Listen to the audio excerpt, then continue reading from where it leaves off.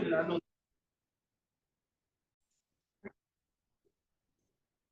Hola, buenas tardes a todos, bienvenidos. Bienvenidos a todos a esta nueva convocatoria, en un encuentro del ciclo Humanidades Públicas por una Pedagogía, un ciclo que hemos celebrado este año, realizado por la Maestría en Humanidades Digitales y el Programa de Estudios Latinoamericanos, Comparados y Contemporáneos. Es un ciclo que ya han pasado varios invitados. En primer lugar, creo que de alguna manera Raúl Antelo abrió la convocatoria con un congreso a principio de año. Después tuvimos la presencia de Graciela Frigerio, Juliana de Baja Bernú, el Link, Ana María Borsone, Cecilia Maradán y Gustavo Bombini. Todos para pensar de alguna manera, bueno, cuál es el rol de las humanidades presente, el presente técnico, y sobre todo de qué manera construimos docentes, investigadores y ciudadanos en el ámbito universitario. Tenemos a tres invitados que van a compartir con nosotros qué han pensado, van a pensar en vivo y en directo al respecto. Diana Mafía y Rossetti están presenteno, los presento a cada uno. Primero Diana, en 2 palabras, y les doy la palabra. Diana Mafía es doctora en Filosofía de la Universidad de Buenos Aires, docente e investigadora del Instituto Interdisciplinario de Estudios de Género de la UBA, directora del Programa de Actualización de Género y Derecho de la Facultad de Derecho de la UBA. Del 98 al 2003 fue defensora, por la punta, yo nomás, 2 líneas. No quiere, pero está exactamente. Muy bien, voy a resumir. Soy diputada nacional, en todo caso, fue consejera académica del Consejo de Género de Justicia de la ciudad y fundadora de la Red Argentina de Género, Ciencia y Tecnología. Dirige todavía, sí, el Centro Cultural Tierra de 2 líneas y media. Y fue docente de la maestría en Estudios y Políticas de Género. Ante todo. La palabra no sabía. Gracias, Daniel, por la amorosidad de la propuesta, sabiendo que no soy especialista en este tema. Me dijo de mí, pensarlo y decirlo, y bueno, es poder tener un diálogo, porque como todo docente, sí pasé la pandemia y sí tuve que reconvertir muchas cosas. Creo que esas experiencias son las que pueden entrar en esta reflexión. Voy a empezar con una confesión muy vergonzante. Nunca puedo distinguir entre una clase híbrida porque siempre pienso en anfibio. Siempre que me dicen que es un sistema híbrido, pienso en anfibio. Entonces, cuando Daniel me invitó, dije, yo tengo que resolver este problema personal. Yo busqué, como corresponde, en la Real Academia Española, que considero el Tribunal de la Inquisición de la Lengua, y ahí dice que híbrido es un adjetivo dicho de un animal o de un vegetal procreado por 2 individuos de distinta especie. Un sistema híbrido, entonces, es un sistema que está creado por unas genéticas combinadas de distinta especie. Dicho de una cosa que es producto de elementos de distinta naturaleza, dicho de un individuo de padres genéticamente distintos con respecto al mismo carácter. Entonces, educamos en un sistema híbrido presencial y virtual, como si tuviéramos padres genéticamente diversos, como si tuviéramos especies distintas combinadas en un mismo sujeto. Yo recuerdo de mi infancia que híbrido era una mezcla de animales que después no se podían reproducir. Lo recuerdo porque cuando yo era chica teníamos un burro que yo me había ganado en un concurso. No sé por qué alguien venía a la ciudad a regalar un burro en un concurso, pero no importa. Lo habíamos llevado a una quinta del pueblo de mi papá, en General Rodríguez, y había en esa época un lechero que era un señor vasco que iba con un carro de caballos y nos dijo que la yegua que llevaba, se había enamorado del burro, si se lo podemos prestar unos días, cosa que ocurrió, y nació una mula, y el asunto era que un burro y un caballo podían mezclarse y tener una mula, pero la mula no podía reproducirse con otra mula, porque eran infértiles. Es lo que pasa también con la soja híbrida, que hay que comprarle de nuevo a unos años. Pero bueno, para no irme tan lejos, el asunto es que algo híbrido es algo que tiene esas dos genéticas, pero quizás no puede reproducirse como lo que es, ¿no? Sino que tenemos que volver a generar las dos genéticas. En cambio, anfibio, por algún motivo, pone como sexto sentido, poco usado, dicho de un animal que puede vivir indistintamente en tierra o sumergido en el agua, que es el modo en que yo considero el más usual. No, para la Real Academia Española es el menos usado, aparece en sexto lugar. En primer lugar aparece dicho de un vehículo, de un aparato o de una tropa militar que puede actuar tanto en el agua como en la tierra y en el aire. Dicho de una operación o de una maniobra ejecutada conjuntamente por los ejércitos de tierra, mar y aire, o por dos de ellos. Entonces, reflexionando sobre esto, creo que híbrido es algo que está en el origen y anfibio está en la capacidad. Me parece que ambas cosas hemos tenido que desarrollar. Hemos tenido que desarrollar sistemas híbridos, pero también hemos tenido y tenemos que desarrollar consecuencias anfibias. Tenemos que poder movernos en esos dos mundos. Algo híbrido entonces es el origen y anfibio es la capacidad. Quizás dos aspectos de lo que hoy queremos tratar, las pedagogías. Porque claramente, post pandemia, no volvimos al lugar anterior. En el medio se agudizaron cambios que ya venían y se crearon posibilidades que no advertíamos. No soy especialista en educación. Para pensar en este tema, me inspiré en un libro reciente de Mariana Maggio, un libro de hace un par de años, que se llama Híbrida, enseñar en la universidad que no vimos venir, estableciendo con ella, con Mariana, un diálogo imaginario en Juan, lugar del que me retiré en febrero de este año después de 44 años de enseñar allí nociología, que es teoría del conocimiento, y filosofía feminista. Claro que no me privé de dar clases en la vereda y ejecutar la película, porque Juaner se hace, no se nace, así que hice de Juaner antes de ir. En Juan enseñé muchos años nociología, sobre todo las corrientes fenomenológica y hermenéutica. Así que voy a traer a Husserl y su solución filosófica a un problema de las corrientes que se llaman subjetivistas, es decir, las que basan el fundamento del conocimiento en la conciencia y no en la experiencia empírica. El problema con el cual se encuentran todas estas corrientes es el problema del solipsismo, el encierro en la propia conciencia. El problema lo instaló Descartes cuando, aplicando la duda metódica, llega al núcleo duro del conocimiento, ese que puede ser la base sobre la cual se construya todo lo demás. Estaba buscando la base de la que no pudiera dudar. Aplicando la duda metódica, entonces llega al si dudo, pienso, y si pienso, existo. El problema, una vez que se encontró con ese núcleo, esa base, es cómo recuperar todo aquello que desechó dudando. Aquello que no es su propia conciencia.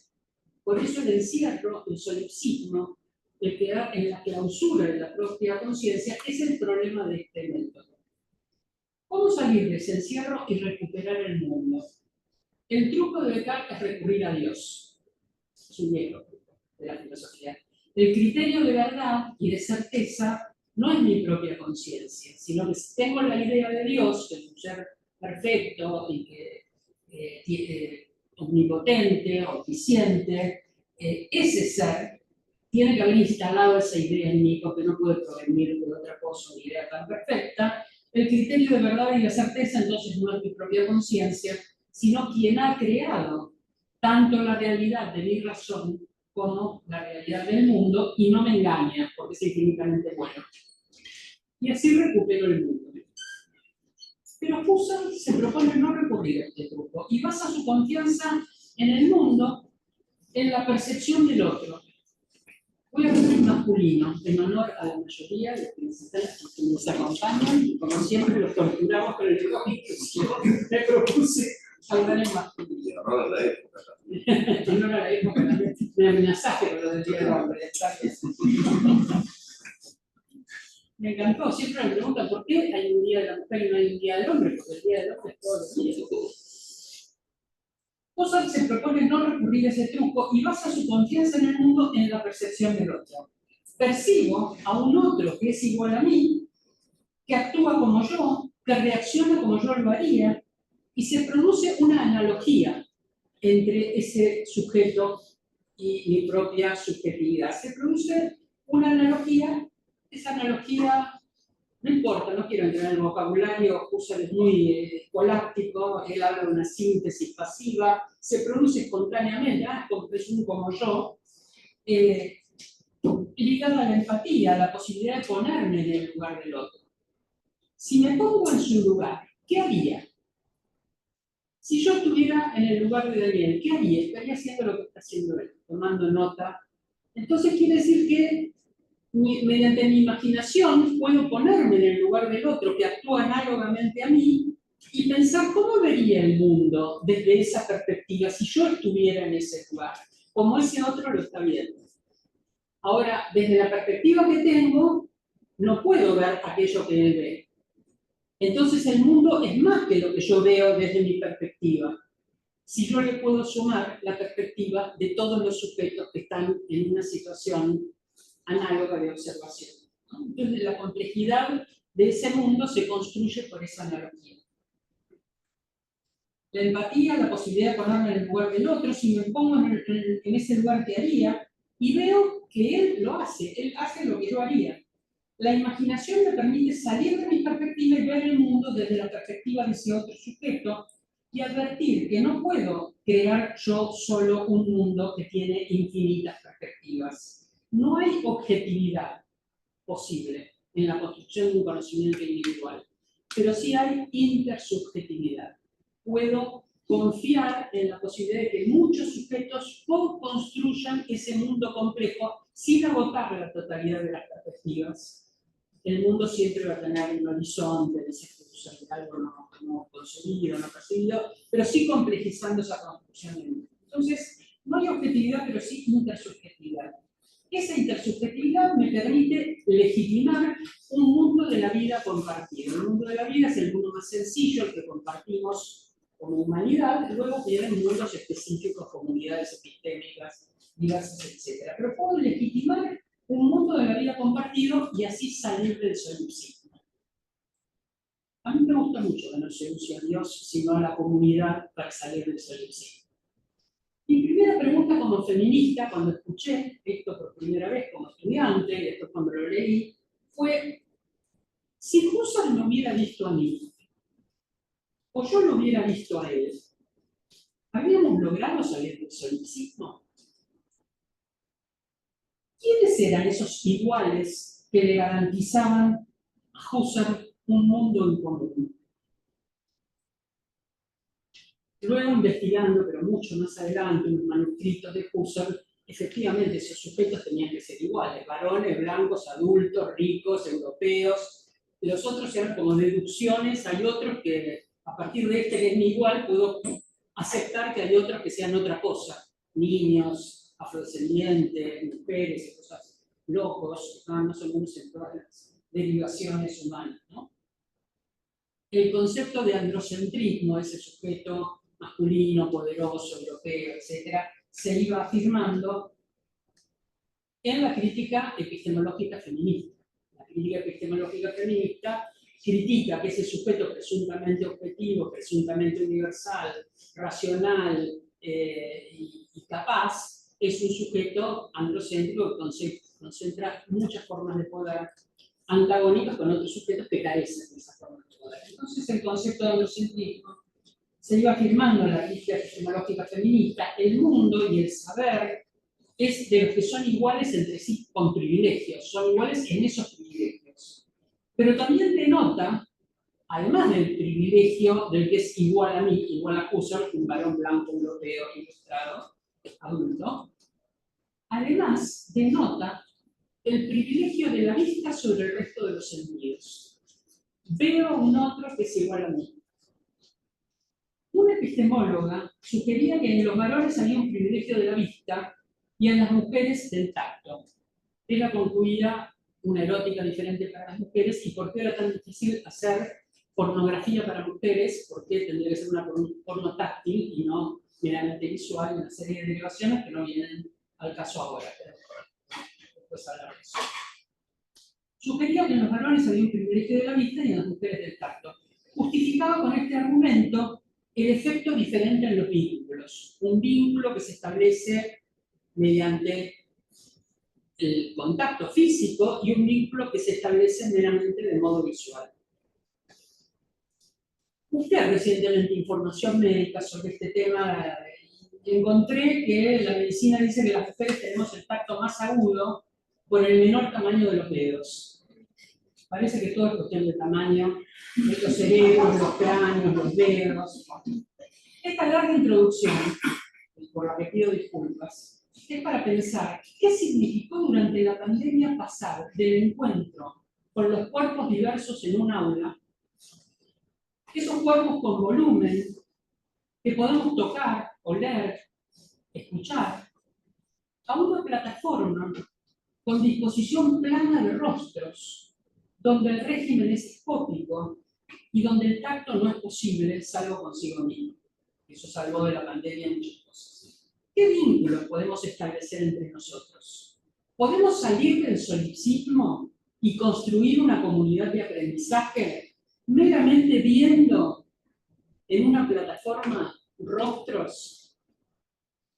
La virtualidad implicó una ruptura del ámbito igualador del aula, ese espacio con reglas implícitas al que somos convocados a una tarea común. En su lugar, en la mayoría de los casos, se rompió la cuarta pared y entramos en las casas de las demás personas, en sus cocinas, en sus desórdenes domésticos, en sus compañías humanas y no humanas, a veces vestidas, a veces no. Ofrecíamos también nuestro espacio como docentes en una equiparación rara de esa desnudez de lo íntimo, de lo personal. Por supuesto que hay herramientas para producir fondos apropiados, pero casi todos los docentes, nos encontramos sin aprendizajes previos, con una necesidad de reconversión en una pandemia que no sabíamos si iba a durar un mes o cuándo, y nunca imaginamos cuándo. Y por eso la mayoría no usamos ese tiempo para entrenarnos para un presente largo, porque la vida cotidiana estaba dada vuelta. Nuestros estudiantes, nativos digitales, nos llevaban mucha ventaja y la usaban también para eludir los controles. El lugar del saber y del poder ya estaba en crisis, pero la crisis fue mucho mayor. Dominaban mucho mejor las herramientas digitales que sus docentes. Nuestros saberes no eran esos. En la mayoría de los casos se hizo una adaptación precaria. Clases sincrónicas que tomaban el lugar de teóricos y clases asincrónicas que tomaban el lugar de prácticos. Y evaluaciones similares a una pedagogía tradicional. ¿Triunfamos o fracasamos? Las dos cosas. Se puede considerar un triunfo que en la condición de encierro y por no tener que trasladarse, muchas personas retomaran su vínculo con la universidad, retomaran la posibilidad de cursar materias. A mí me pasó, y no sé si a ustedes les pasó, estudiantes que habían abandonado y dijeron, bueno, ahora tengo esta condición porque estoy en mi casa encerrado, porque no me tengo que trasladar, porque puedo estar disponible para mis hijos o lo que fuere. Se puede considerar entonces un triunfo que en la condición de encierro y por no tener que trasladarse, muchas personas retomaron materias en la universidad y pudieron cursar cuando su trabajo y las condiciones económicas y familiares hacía rato que no se lo permitían. Un aspecto positivo entonces fue aumentar la inclusividad. Y ese aspecto implicó una demanda a la vuelta a la presencialidad, que es seguir trabajando a distancia, seguir trabajando de manera virtual o al menos de esta manera anfibia. En el trabajo y en el estudio se encontraron virtuosas algunas de estas formas domiciliarias de cumplir la tarea. La contracara de esta inclusión y me parece que la tenemos que tomar en cuenta, porque es un aspecto que puede parecer discurso. La contracara de esa inclusión es el encubrimiento de que el orden económico de sobreexplotación y la vida precaria en lo social y en lo íntimo son producto de un sistema que se reafirma cuando podemos burlar sus consecuencias sin tocarlo. Encontramos esta pequeña salida y entonces no vamos a patear el sistema porque encontramos la posibilidad de incluirnos de esta manera un poco marginal, sin poner en cuestión por qué todo eso conspira contra nuestra inclusividad. En la escuela, y sobre todo para adolescentes, creo que fue extremadamente difícil. Clases, materias y métodos ya un poco anquilosados debían competir con los modos de comunicación en redes favoritos de los muy jóvenes. Dinámicos, veloces, breves, emocionalmente intensos, divertidos y con temas que no exigen evaluación posterior. Según leí en el libro de Mariana Maggio, los estudiantes preferían ver las clases grabadas porque las pasaban en 1.7 de velocidad y entendían igual y más rápido. Eso no pasa en la presencialidad. Les encantaría tener un botón y pasarnos a 1.7. ¿Por qué deberíamos hablar y escuchar más rápido? Perdimos la paciencia y perdimos la atención suficiente. La espacialidad y la temporalidad han sido alteradas de un modo de difícil retorno. La linealidad del discurso, la argumentación para fundamentar un punto ya no se tolera. O inventamos o erramos, decía Simón Rodríguez, filósofo venezolano que era tutor de Simón Bolívar. Y al volver al aula, deberíamos hacer eso, inventar para no errar. No volvemos al mismo lugar. Debemos capturar la atención de personas que participan de la viralización de contenidos fugaces que están en las antípodas de lo académico, aun cuando usemos redes. Recuperamos los cuerpos en la escena del aula, pero nuestra performance docente no es la de TikTok. Y además estamos vestidos, tenemos muchos espectáculos. Hace poco vi un informe de adolescentes que ganaban dinero en Instagram haciendo sonidos de un personaje de manga. Sonidos, no discursos. Gruñidos, exclamaciones de gusto cuando tomaban un helado, maullidos. En un video, claro, hay que tener 10.000 seguidores en TikTok o en Instagram. Les aviso por si alguien quiere quiere iniciar un emprendimiento. Primero hay que tener los 10.000 seguidores. Entonces Instagram deja que haya una interfaz en la cual se puede depositar el dinero, ¿no? Entonces, estos personajes, generalmente chicas muy jóvenes, vestidas como personajes de manga, encantadoras, en vivo, en línea, recibían dinero y quien le depositaba el dinero le pedía que gruña o que maulle o que haga como que le gusta tomar un helado. Estas son las 3 cosas que vi porque me desmayé. En un libro en línea, entonces le depositaban dinero y le pedían algunos de estos sonidos y ella agradecía y lo hacía disfrazada de un personaje encantador. Así en 1 hora, menos de lo que dura una clase y mucho más redituable, hizo eso y ganó mucho más dinero que le gana un docente en cualquier universidad. Por deformación profesional, me imaginé a esa adolescente y a quienes le pagaban, que eran otros adolescentes, juntos en un aula, escuchando una clase mía. Son lenguajes, tiempos, espacios incompatibles. Creo que ahí algo está fracasando. Y esto me lleva a pensar un concepto que se usó para analizar la pérdida de la lengua materna en los migrantes, cuando migran a países con otro idioma. Es un concepto hermoso, que es el de erosión lingüística. Que si hay algo profundamente afectado, además del tiempo, el espacio y la corporalidad, que son los 3 factores a los que me quise referir muy brevemente hoy, es el lenguaje. Es el lenguaje. Escrituras que ahorran signos, emoticones que reemplazan y estereotipan emociones, silenciamiento de los micrófonos en la virtualidad.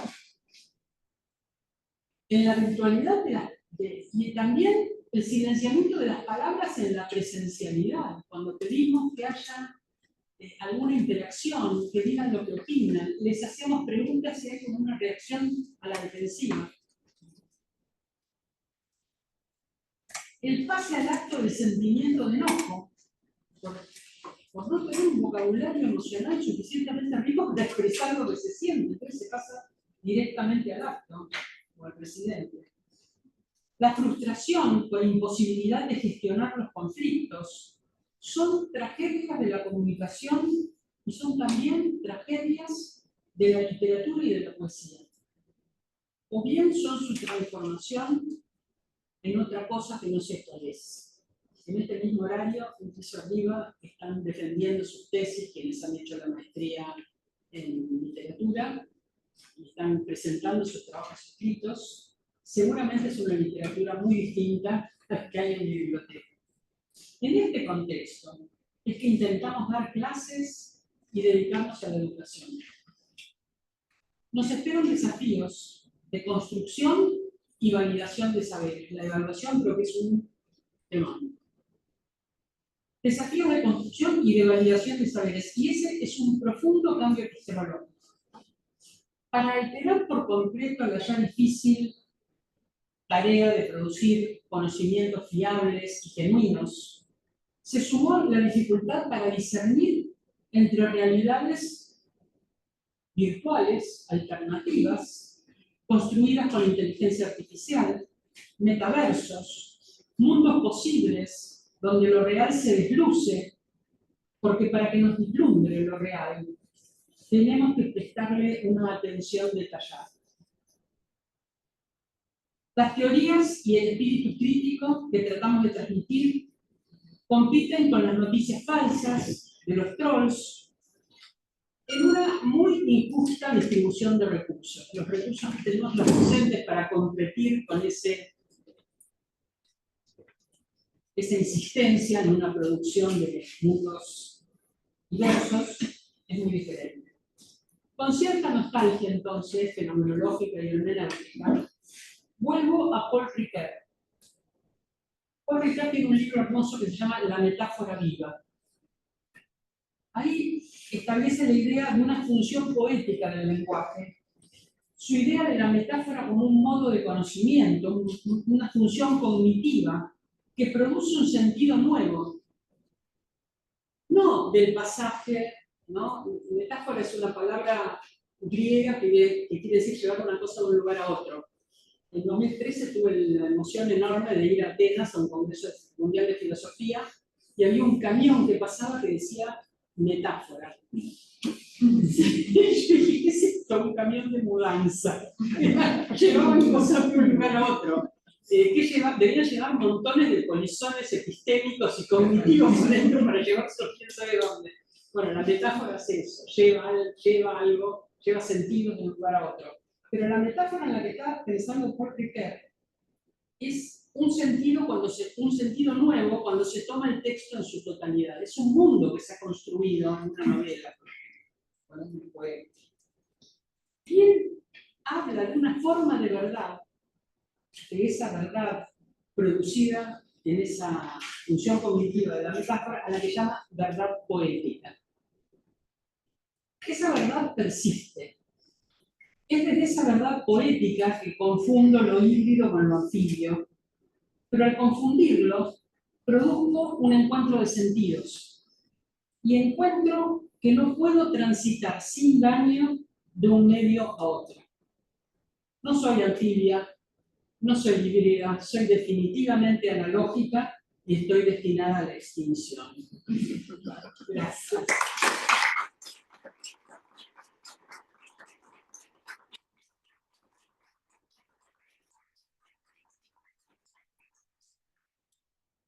Gracias, Diana. Tengo dos líneas. Primero voy a presentar a Miguel en 4, y si no, leemos solo 2. Miguel es coordinador académico de la maestría en humanidades digitales de aquí de UNTREF, dicta cursos de posgrado en la maestría de estudios literarios latinoamericanos. Es profesor de grado en la UBA, en la Cátedra de Literatura del siglo XX, de la Carrera de Letras, y dicta a la vez materias de grado también en la carrera de Arquitectura de la Universidad Nacional de las Artes. Distintos cursos en la Universidad de San Andrés y en la sede argentina de la New York University, y es miembro de diversos proyectos de investigación que abordan las problemáticas del archivo, literaturas comparadas y la historia de las ideas.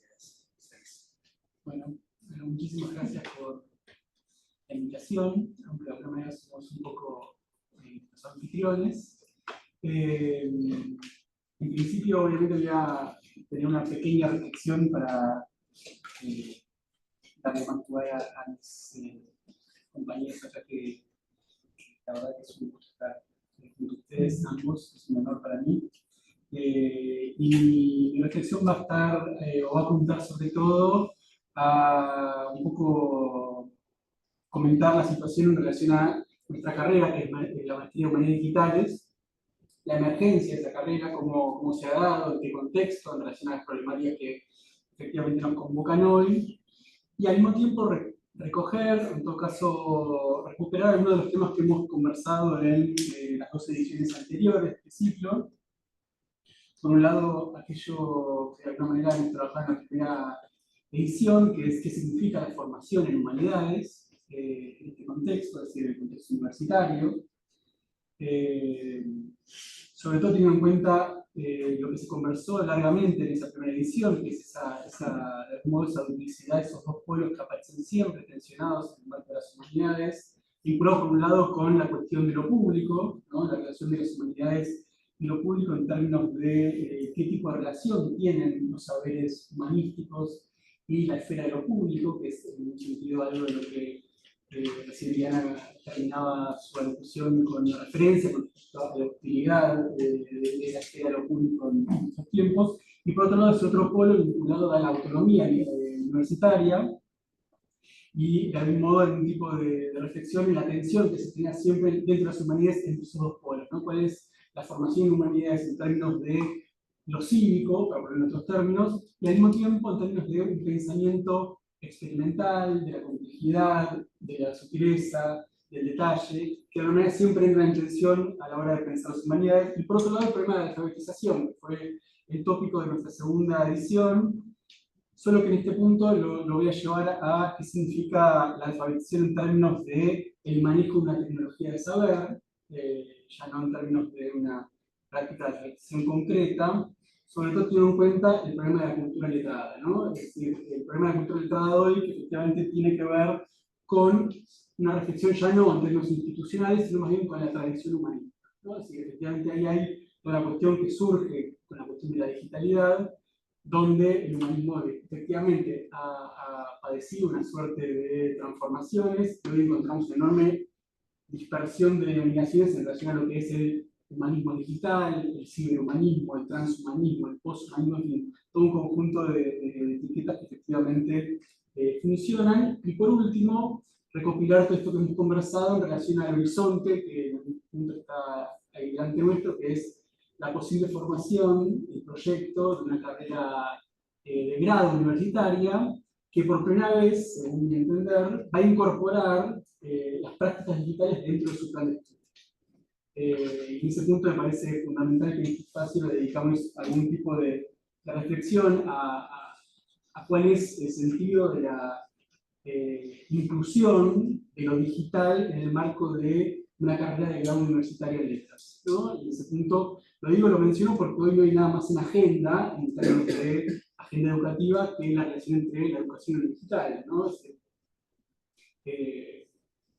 Si bien generalmente esta reflexión y esta agenda está muy apuntada a los niveles primarios y secundarios de formación, donde cada vez vemos que predomina avanzadamente un modelo más inmunitario de lo digital, ¿no? Es decir, uno puede pensar que, lo digo porque lo estoy viendo como padre de una niña, ¿no? En el colegio lo que aparece fuertemente es un tratamiento digital en términos de adicción, que además hay una terapéutica contra lo digital, escolarmente pensada, donde efectivamente aparecen fórmulas como crianza digital, ciudadanía digital, ¿no? Una enorme cantidad de categorías que efectivamente apuntan en el fondo a un tipo de regulación del manejo de dispositivos digitales y de acceso a formas de sociabilidad digital, ¿no? De modo que, ¿cuál es el rol de la universidad en relación a esa agenda? En algún punto, ¿no? En algún sentido ahí hay como algo que pensar, porque efectivamente no podemos sostener el mismo tipo de modelo inmunitario. En ese sentido, lo primero que habría que decir es que nuestra carrera de maestría de digitales, por suerte, llegó tarde, ¿no? Hay algo que tiene de virtuoso en nuestra fatal destiempo, desde en términos regionales, ¿no? Las unidades digitales tienen un desarrollo ya de varias décadas en otros lugares del mundo. En América Latina, y en particular en Argentina, tienen muy poco desarrollo todavía, en comparación a otros lugares. En todo caso, esa tardanza, en este punto, a mi modo de ver, se convirtió en una suerte de virtuosidad epistémica, ¿no? Porque efectivamente no hemos caído en la euforia, ¿no? Es decir, en el siglo XXI las unidades digitales aparecen en el ámbito de las humanidades por primera vez, y eso es lo que de alguna manera cautivó a varias de las instituciones que las acogieron, las financiaron y las desarrollaron, a recuperar por primera vez dentro de las humanidades un tono que no era de la mente, ¿no? Es decir, las humanidades están acostumbradas efectivamente a reivindicar su condición de disciplina en crisis, ¿no? Es decir, hay una suerte de tradición de las humanidades que piensa efectivamente cuál es la crisis que le viene a las humanidades, ¿no? Las humanidades digitales aparecen o aparecieron en el panorama de las disciplinas, de los campos disciplinares, como una suerte de terapia contra la crisis de las humanidades, ¿no? En la medida que de alguna manera dejaban de ser una profesión de fe, ¿no? Para usar los términos de la realidad cuando habla de las humanidades, y se convertían en una profesión, ¿no? Es decir, efectivamente había ahí una forma de conseguir un conjunto de saberes que, entre muchas comillas, prometían una utilidad, ¿no? Prometían una practicidad evidente o autoevidente, ¿no? Efectivamente, este tono ajeno al lamento, que es un tono muy inaudito en el ámbito de las humanidades, venía acompañado de dos grandes elementos que efectivamente se pueden pensar como un elemento interior, que parecían producir un tipo de paz hermenéutica nueva, ¿no? Es decir, había ahí en las herramientas digitales, a mano, ¿no? Toda una condición nueva que parecería producir un espacio sin fricciones hermenéuticas, ¿no? Claramente digo que esto fue el primer momento, ¿no? El momento de euforia de las unidades digitales, donde de alguna manera efectivamente había una enorme cantidad de campos que encontrar en las unidades digitales, efectivamente una enorme cantidad como iban también conversarse, ¿no? Una enorme cantidad de elementos que venían a abrir espacios de pensamiento, ¿no? Uno puede pensar muy básicamente el origen de las unidades digitales en términos institucionales como nacen por dos vías, por un lado por la lexicometría, ¿no? Que de alguna manera efectivamente es una herramienta que produce un nivel de efectividad en términos hermenéuticos absolutamente fuera de lo común, y al mismo tiempo lo que supone en términos de edición y archivística, ¿no? Es decir, las unidades digitales encontraron en la noción de archivo y en la edición digital también un enorme campo de exploración y de producción de elementos que permitían todo un conjunto de nuevos productos muy apetecibles para el mercado académico, ¿no? Obviamente esto vino acompañado de una enorme cantidad de sesgos epistémicos, entre ellos la construcción de vocabularios controlables, algo que para nuestra sensibilidad de humanistas es lesivo, ¿no? La idea de que hay que construir vocabularios que sean clasificables, taxonómicamente estables, etcétera, etcétera, etcétera. Y al mismo tiempo la construcción, tal vez la más potente en el ámbito digital, que es lo medible, ¿no? Es decir, la construcción de lo medible es la gran piedra de toque de las humanidades digitales, y es efectivamente aquello contra lo que hoy cualquier humanista digital está preparado para pensar en contra, ¿no? En todo caso, junto con esa paz hermenéutica, subrepticiamente creo que una de las cuestiones que se ralentizaron con esta primera euforia fue una suerte de recuperación de una filosofía del progreso, ¿no? Que vino a instalarse muy cómodamente en el área, sobre todo acompañada de su cohorte de fetiches, entre ellos la idea de lo infinito, ¿no? Las humanidades digitales están preparadas para abordar, encarar el problema de lo infinito, de lo ilimitado, ¿no? Es decir, de alguna manera las humanidades digitales nos permiten pensar en términos de infinitud, ¿no? Es decir, tenemos la posibilidad de infinitamente archivar, tenemos la posibilidad de infinitamente desarrollar, ¿no? Obviamente todas estas aparentes virtudes que venían a la realidad junto con la filosofía del progreso escondían obviamente una idea de totalidad, que es la que históricamente hemos criticado en la filosofía del progreso, ¿no? Es decir, había ahí una idea de exhaustividad que es absolutamente dañina con nuestra sensibilidad anterior, ¿no? En ese sentido, la decepción, ¿no? Por eso digo que nuestra virtuosidad es haber llegado tarde, nosotros ya hemos visto cómo todos se han decepcionado con esa primera euforia, ocurre ya entrado el siglo XXI, ¿no? Cuando lo virtual se transforma en el espacio de la plataforma, ¿no? O de la economía de plataformas, y esa economía de plataformas se termina de constituir en lo que hoy llamamos una cultura algorítmica. Es decir, de alguna manera nosotros hoy hemos podido pensar toda esta trayectoria a partir de lo que hoy vemos como la transformación del viejo usuario, ¿no? El usuario aquel que con su soberanía venía a intervenir en el campo digital, a ser básicamente data entry de la máquina, ¿no? Hoy nosotros sabemos que cuando participamos de del mundo digital, lo que estamos haciendo es trabajar para ese mundo, ¿no? En algún sentido, el pasaje de las redes a las redes, es decir, el pasaje de hacer redes a estar atrapado en la red, ¿no? De alguna manera, hay en esa trayectoria algo que nosotros ya conocemos, y que básicamente también viene a terminar con dos de los grandes mitos de la cultura digital, que es por un lado la desmaterialización, ¿no? En un punto, por varias razones, ese ya sabemos que es un mito absolutamente falso, no solamente en términos ecológicos, pero que en su momento fue saludado como una suerte de promesa de limpieza ecológica, ¿no? La digitalización, pero también sobre todo en términos económicos, ¿no? Es decir, hoy hacemos un análisis material de cómo funcionan estas economías digitales y sabemos que funcionan gracias a una suerte de red subterránea de trabajo global precarizado, formado por diseñadores, moderadores, anotadores de data, etcétera, etcétera, etcétera. De modo que nosotros ya sabemos que ese espejismo de un mundo sin fricciones es justamente un espejismo, ¿no? En ese sentido, el segundo mito es tal vez el que más nos interpela en términos pedagógicos, es el de la horizontalidad, ¿no? Es decir, el segundo mito del mundo digital es el de la horizontalidad que efectivamente no sabemos si festejar su consumación o intentar recuperar y luchar en el marco de un espacio absolutamente jerarquizado, como es el de las redes, ¿no?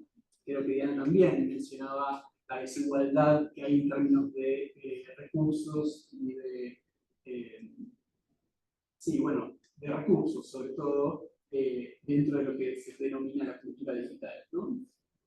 Digo, porque efectivamente tal vez en ese marco de la horizontalidad es donde está sucediendo la gran mutación pedagógica, que es lo que podemos pensar en términos de una crisis de autoridad del saber. Ya no de los autores, ya no, sino hay una absoluta acto de socavar la legitimidad de los saberes, ¿no? Es decir, la cultura digital, en contraposición a lo que la cultura letrada prometía, ¿sí? Una jerarquización, no prometía, ¿no? No es que lo haya realizado, no soy un defensor de la vieja cultura letrada, prometía una jerarquización por la vía del saber. Con Foucault sabemos que esa legitimidad viene acompañada de lógicas de poder, pero en todo caso, lo que estamos viendo hoy es que no hay una horizontalización por la vía de una democratización del saber, sino que hay simplemente una horizontalización por la vía de una suerte de pérdida de legitimidad de cualquier saber, ¿no? Y eso en algún punto es aquello contra lo que las unidades deberían empezar a pensar.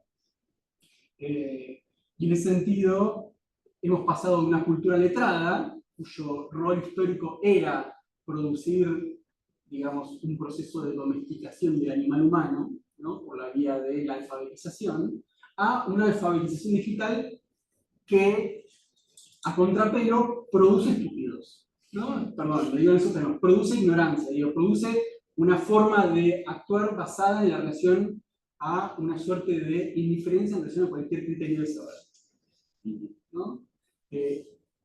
Una de las cuestiones que me parece importante es no escandalizarse, ¿no? Sino pensar qué significa este nuevo estado en relación a esto, la promoción de la ignorancia como una forma de vida, ¿no? Digamos, debajo del humano ya no está el animal, sino está simplemente el idiota, ¿no? De modo que habría que pensar también sus efectos antropológicos, ¿no? ¿Qué significa esto, ¿no? En ese punto, obviamente la pandemia fue un momento de reseteo en términos pedagógicos, en términos educativos, donde efectivamente uno de los grandes debates en relación a la cultura digital estuvo dado por la tensión que generó la llegada de las plataformas a la educación, ¿no? Es decir, uno de los grandes elementos que van a aparecer en el debate y que de alguna manera van a culminar con esta decepción de las redes digitales es que efectivamente fueron cooptadas, que fueron intervenidas por las plataformas, ¿no? Por Google, Apple, Microsoft, en fin, como las siglas, la FAM, Facebook y Amazon, ¿no? Es decir, hay ahí como algo que se puso en discusión, sobre todo en Europa. Aquí la discusión no fue tan enfervecida, pero efectivamente en Europa la gran discusión era la tensión entre ¿son estas plataformas asistentes del docente o vienen a reemplazar? ¿No? Es decir, hubo ahí un enorme debate en relación a qué significaba el impacto de esta llegada de plataformas a nivel universitario. De alguna manera, hoy, con la pandemia sucedida, con todos los efectos que Diana recién graficaba de manera muy sutil, sabemos que sí, efectivamente, lo que habría que hacer en relación a esa llegada es producir resistencia. Cuando digo resistencia, no digo que haya producir resistencia para vencer a las plataformas, cosa que me parece absolutamente imposible, sino que lo que hay que producir es una ruptura de esos modelos de homogeneidad, de totalidad, ¿no? De falso progreso, ¿no? Lo que hay que producir en sentido es ruido, en ese ámbito, ¿no? Una de las cuestiones que me parecen interesantes y que se han discutido bastante es de alguna manera ver de qué modo las humanidades digitales pueden funcionar como un modo de garantizar cierta pluralidad, ¿no?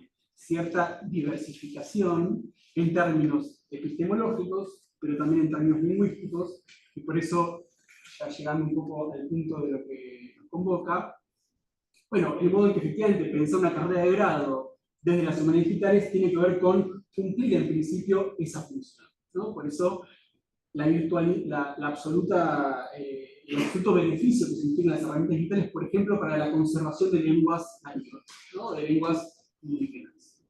Que es efectivamente un rol de conservación, una diversidad que si fuera por las plataformas desaparecería, ¿no?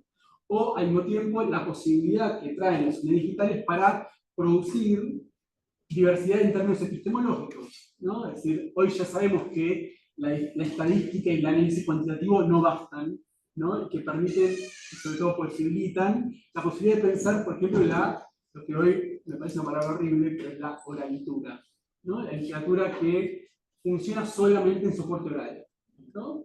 Obviamente nos permite volver a una enorme cantidad de cuestiones que habían sido absolutamente olvidadas por la cultura letrada.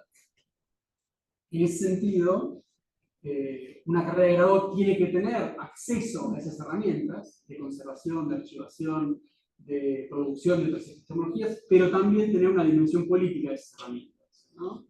No olvidar en ningún momento que la digitalidad es un lenguaje de representación, está hecho de datos, por tanto de algoritmos, por tanto de software, que hace que esos algoritmos funcionen. Eso no quiere decir que los estudiantes humanitarios tienen que ser programadores, pero tienen que ser conscientes de esa dimensión lingüística, ¿no? Formal, lo digital, que es básicamente la forma de gobierno actual, ¿no? Es decir, básicamente hoy la gobernanza actual funciona a partir de ese lenguaje, ¿no? Que conocer ese lenguaje forma parte del rol que debe cumplir un humanista digital, sobre todo también por el modo en que se transforman nuestros modos de lectura, ¿no? Hoy nuestro modelo textual para acceder a la cultura digital ya no es más el texto, ya no es más el libro, y funciona bajo otro régimen, ¿no? Podemos discutir cuál es, ¿no? Hay que sostienen que hoy leemos todo el tiempo emblemáticas, ¿no? Todo el tiempo estamos leyendo imagen con suscripción, ¿no? De modo que hay ahí todo un trabajo que tiene que ver con el rol que tiene el hipertexto, el rol que tiene la relación, la irradiación entre imagen y texto, en fin, ¿no? El emoji, el meme, ¿no? Todos estos formatos de comunicación digital que de repente forman parte ahora de la cultura digital, y al mismo tiempo que el humanista digital, o en todo caso alguien formado en humanidades y letras hoy, sea consciente de la historia de la digitalidad. Es decir, la digitalidad tiene su propia historia, ¿no? A veces, en ese punto, es interesante pensar cómo el origen de la lengua, del lenguaje digital, uno podría fechar en la década del 30, ¿no? Cuando Turing inventa el código binario, se da en el marco justamente de la enorme crisis de la modernidad, que es en la década del 30, y se puede inscribir dentro de los lenguajes pobres, ¿no? Que en esa época Walter Benjamin está reseñando en su famoso texto Experiencia y Pobreza, donde efectivamente ahí podemos ver cómo no hay lenguaje más pobre que el código binario. ¿No? Es decir, no hay pobreza más máxima que la idea de una lengua que solamente funciona a partir de dos elementos finitos, ¿no? 0 y el 1. De modo que evidentemente tenían una aspiración utópica esas lenguas. Y por último, la digitalidad tiene también su propia historicidad. No su historia, sino su capacidad de producir experiencia, ¿no? En este punto, y con esto termino, la historicidad de lo digital suele inclinarse mucho por reflexionar sobre los efectos temporales, ¿no? La inmediatez, la velocidad, en fin, la aceleración, ¿no? Aquello que de una manera es natural pensar en relación a historicidad. Y hay algo que con la pandemia, bien como señalaba Diana recién también, aparece, que es la reflexión del espacio en relación a lo digital. Y ya en sede pedagógica, el modo en que funciona la pantalla como espacio, en términos de la imbricación en la pantalla de todos los espacios de trabajo que de alguna manera con los que el docente trabaja siempre, ¿no? Es decir, en la pantalla nosotros tenemos al mismo tiempo el estudio, el archivo, ¿no? El taller y el aula, ¿no? Es decir, de alguna manera, si hay algún rol que tiene producir resistencia, es mostrar la naturaleza híbrida, anfibia, de estos espacios, ¿no? No hay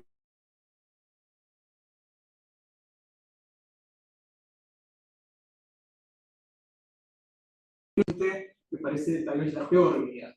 La mejor vía, a mi modo, es mostrar el carácter al mismo tiempo de taller, de archivo, de estudio y de aula que tiene la pantalla, ¿no? En ese sentido, hay algo ahí que me parece importante en términos de docencia universitaria, que debería formar parte de una formación, ¿no? Con eso termino. Muchas gracias.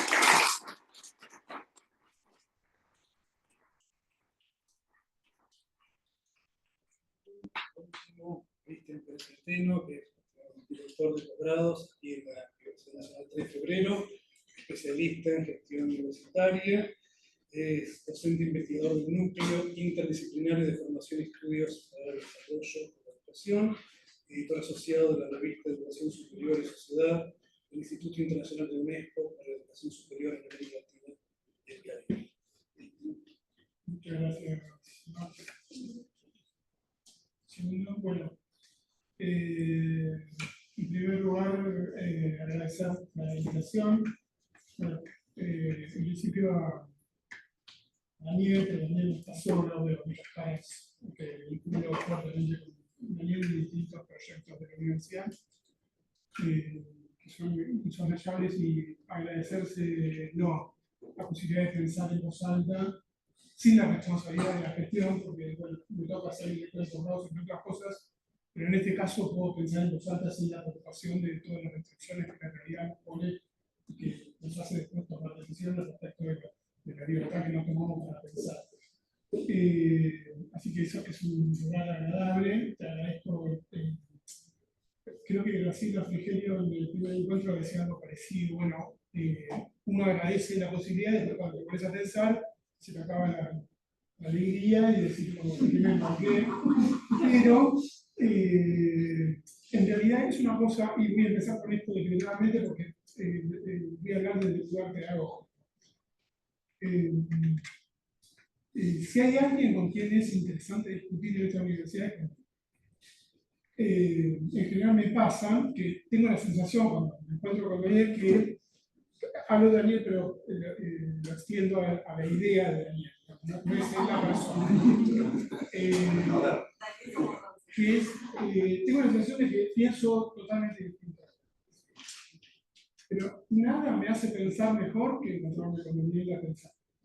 En el sentido del rigor que él tiene para su posición, ponerla en juego, es como encontrarse con el adversario, no lo pongo en términos de adversidad porque no es así, pero encontrarse con el adversario político que es inteligente, que te pone en un lugar de ir por mayor racionalidad del argumento, la lógica del pensamiento, que extrema, no te deja en el lugar cómodo en el que te presentas, sino que te obliga a pensar más allá. Así que bueno, desde ese lugar también te lo agradezco. En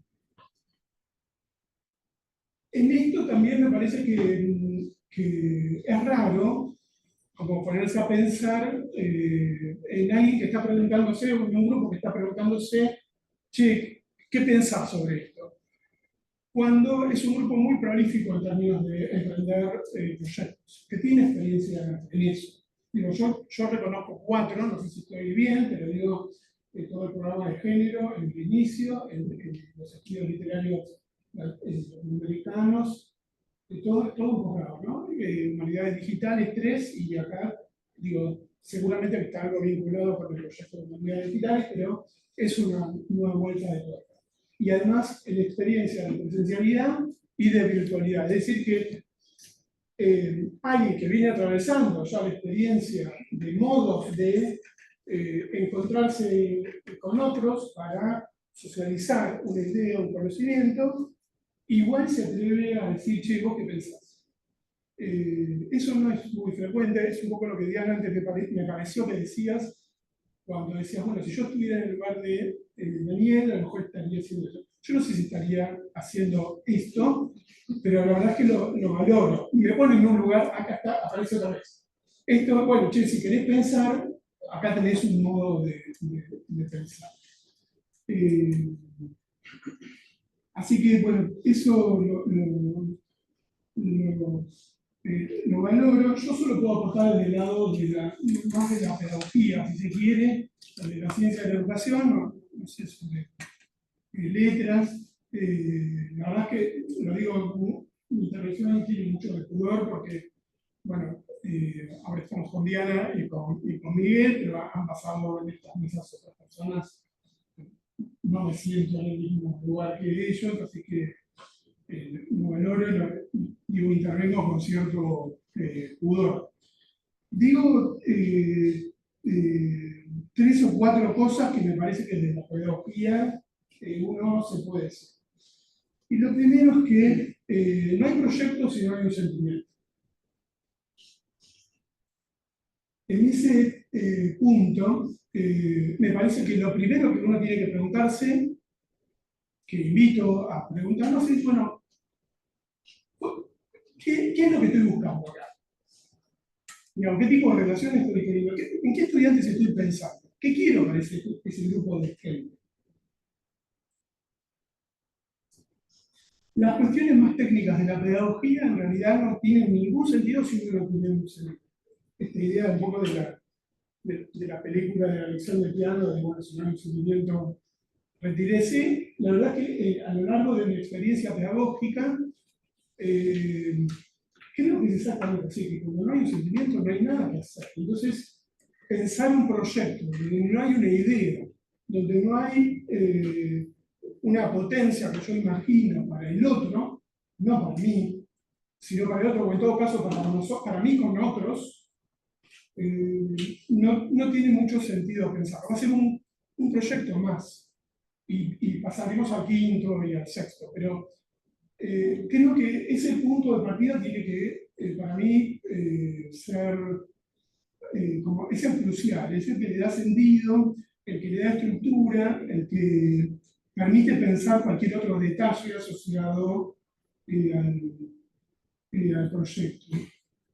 Es decir, nosotros estamos buscando, digamos, habilitar, socializar a un grupo de personas que son intelectuales, un poco están tratando de entender quiénes son, cómo viven, cómo piensan, en un mundo que nosotros parcialmente conocemos, o que lo conocemos de un modo, que no sabemos cómo va a ser en el futuro y que los queremos acompañar para que den ese paso.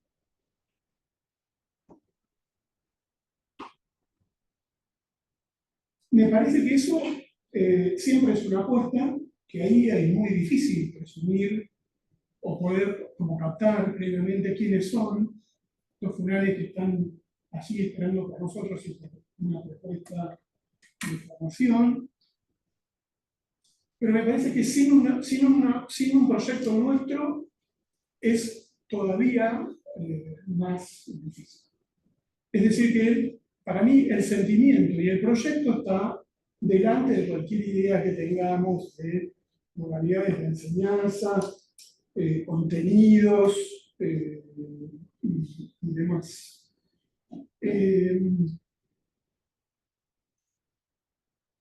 Creo que Graciela en el primer encuentro lo llamó un acto instituyente, insistir e instituir. Y en eso creo que, un poco me pareció que era lo que estaba diciendo Miguel recién, que ahí ese proyecto no puede ser sino, yo no digo contrarrevolucionario, pero tiene que asumirse parte de una resistencia. No la resistencia en el sentido revolucionario de instalar un modo de, sino en el sentido de crear una alternativa. Bueno, hay un montón de modos de vivir, hay un sistema que plantea y promueve determinados modos de vivir, de convivir, de funcionar. Nosotros tenemos esto. Nosotros elegimos construir este ejercicio de la profesión. Y vamos a habilitar a gente para que viva de esa manera, crear una comunidad.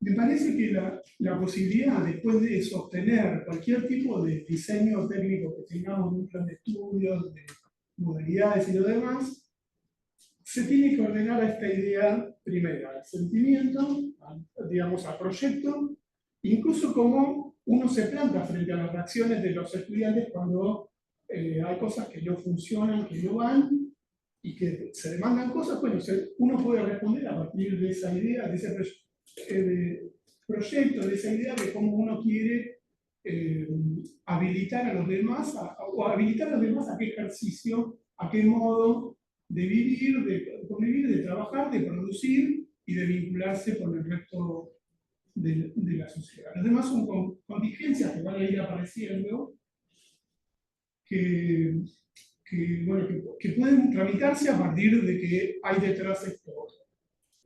Y ahí me parece crucial, algo que es muy difícil, es un poco utópico lo que digo, pero me parece que el grupo docente que inicie la experiencia tiene que ser un grupo que sea parte del proyecto. Es decir, que no hay proyecto posible sin una idea compartida de que esta locura, por lo menos es una locura socializada, compartida, y que estamos yendo por este intento. Y que, a lo mejor es un poco exenobeo, pero digo, fracasamos o tenemos éxito todos. El concepto de fracaso y de éxito en términos de proyecto. No dejo de mí la idea de fracasado y eso, pero me parece que ahí el trabajo con los docentes, y lo digo especialmente porque las condiciones de trabajo que el sistema tiene para ofrecer a los docentes son insostenibles, son una porquería. Y entonces, sin un sentimiento, eso no es posible. No, el sistema no nos va a contratar de un modo adecuado para que llevemos adelante el proyecto que queremos llevar adelante, que nos parece importante para el campo de las letras, de las humanidades y demás. Y en general va a funcionar bastante en contra. Eso me dicen, yo vengo de la pedagogía, soy un optimista por naturaleza, porque pienso que en todo encuentro hay una posibilidad, pero también vengo del mundo de la gestión, donde uno lidia todo el tiempo con la restricción y la imposibilidad, y creo que eso uno se lo va a encontrar. Pero bueno, en la medida que existe lo otro, ahí hay una posibilidad de abordar la gestión también de lo que se pueda producir. Creo que en eso, en algún momento tiene que tener una forma concreta ese proyecto, tenemos que poder comunicarlo, tiene que haber una idea clara de que quien se suma al proyecto entienda de cuál es la pretensión, y también para que los estudiantes puedan elegir algo con digamos, con un criterio razonable de proyecto, en ese sentido. Nosotros tenemos ejemplos, no estoy entendiendo tampoco nada que sea un absurdo. En la propia universidad estoy pensando, nosotros tenemos 2 carreras de música. Y hay estudiantes que eligen una y hay estudiantes que eligen otra. Y son 2 proyectos que epistemológicamente están por supuesto, no sé si las conocen, las carreras, pero hay una que voy a hablar mal, pero digo rápidamente, por eso voy a hablar mal.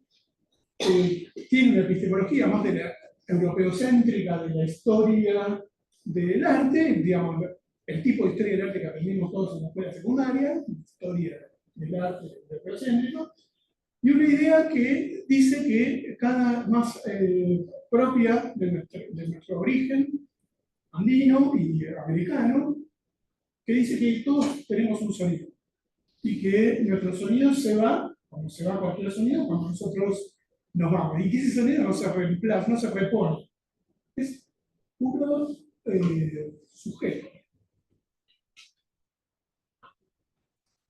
Tenemos una maestría para ingresar, una maestría de creación musical que sigue esa filosofía, donde no hace falta tener conocimientos de música cuando uno ingresa, pero resulta que 2 años y un poco después, alguien que atravesó la experiencia de esa maestría ha diseñado un instrumento musical, ha creado una obra y la ha podido ejecutar esa obra, con un sonido que le es propio. Bueno, ¿cómo se puede pensar en semejante proyecto en 2 años de formación en una maestría? Bueno, hay alguien que ha pensado que eso es posible. Aparentemente, lo que nos viene pasando en la universidad muestra que eso produce un resultado, y como consecuencia de eso hay gente que elige este proyecto y hay gente que elige otro proyecto. Bueno, esa felicitación de cuál es el proyecto propio, creo que tiene que haber un esfuerzo de comunicación, sobre todo si va a funcionar de una manera resistente. Creo que la discusión de presencial o a distancia es un poco complicada. Por supuesto que tiene que ver con el proyecto, y sobre todo con qué sujetos y personas nos imaginamos que vamos a trabajar, con qué personas que queremos formar, qué habilidades, qué competencias tienen y que queremos que tengan.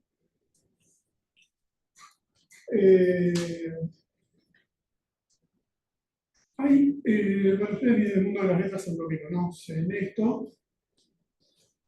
Hay un texto, un breve cuento de María Teresa Manfredo, que habla de. Es un relato sobre la relación de Carlos Barriarán y Germán.